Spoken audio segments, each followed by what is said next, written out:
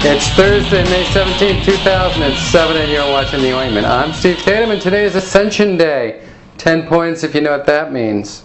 Do you know what that means, Mary? Ascension Day? Is it a Jesus thing?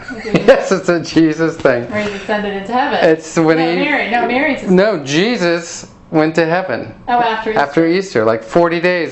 He wandered around and... Why do you know that? Because I just looked it up. Aha, you had to look it up on the internet, heathen. Yes, I'm not a Bible scholar. But he couldn't have smelled too good, 40 days.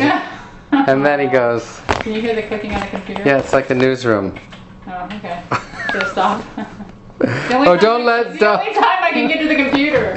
Don't let me interfere. Why don't you just leave for 5 minutes? All right, but I get the computer when you're done. Our top story, Democrats in the U.S. Senate failed to pass a measure which would halt funding for the war in Iraq. So now they have some common ground with the president. They both have failed Iraqi policies. Televangelist and founder of the Moral Majority, Jerry Fallwell, passed away this week. He's known for helping to get Ronald Reagan elected, and he's also known for lashing out at the preschool program Tele-Tubbies, in which he said Tinky Wink, one of the 4 Tele-Tubbies characters, is gay and not a good role model for children. Well, we have a special guest here today to respond to this. It is Laa-Laa, one of the 4 Tele-Tubbies. Laa-Laa, you knew Tinky Wink. Did you know Jerry Fallwell?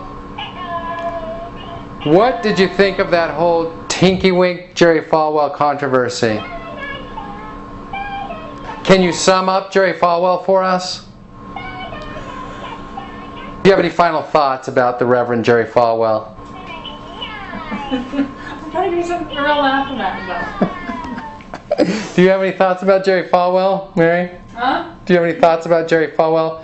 Other than you're making this very difficult to edit. Turning to science news, here's a story that might be of some interest to you. It turns out that herpes just might be good for you if you're a lab rat. It turns out that mice in the laboratory, when given herpes, were able to ward off the bubonic plague. So this is great news if you're a mouse afraid of getting the bubonic plague. All you have to do is get herpes. Isn't that fantastic? A great medical breakthrough. Anna Nicole Smith's diary went up on the auction block and fetched $500,000 yesterday. Who would have guessed that she would make more money from her writing than from sleeping with people? That's the punchline? Yeah, that's the punchline.